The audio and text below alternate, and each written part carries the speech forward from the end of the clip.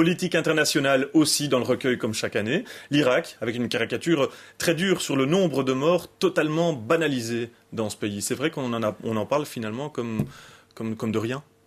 Et ça s'est encore aggravé depuis la parution du livre. Je crois que c'est vraiment affreux d'utiliser le mot que je vais employer, mais on va de record en record, quoi. On dit, je ne sais pas si on emploie le mot comme ça, mais on dit 180 morts sur un marché, c'est plus encore que l'année dernière. On dirait une espèce de compétition sportive.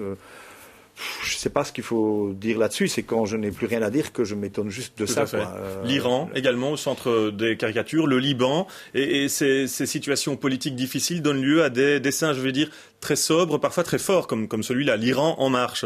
C'est dur, évidemment. Oui. Allusion aux déclarations du président Ahmadinejad à propos d'Israël. Il a un nom impossible. Hein, oui, c'est pas évident. C'est assez difficile. Mais j'insiste qu'il faut évidemment toujours mettre ces dessins-là dans leur contexte, même relativement étroit. Quoi. Je n'ai jamais traité tous les Iraniens de nazis. Hein. C'est une réponse en dessin à une phrase du président Ahmadinejad, qui dit plus vite que vous, qui a déclaré que pour lui, Israël devait être rayé de la carte. Ça rappelle quand même quelqu'un qui avait... C'est en effet ce qu'a dit Ahmadinejad. Voilà. À faire des caricatures de Mahomet, elles sont présentes également aussi, parce qu'elle vous touche directement. Oui, c'est ça. Je pouvais pas ne pas traiter un peu ce sujet. Avec une pointe de surréalisme, ceci n'est pas Mahomet.